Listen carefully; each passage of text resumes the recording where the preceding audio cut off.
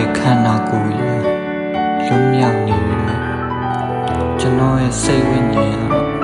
ဒီအိမ်ရဲ့အကျဉ်းသားတစ်ယောက်ပါ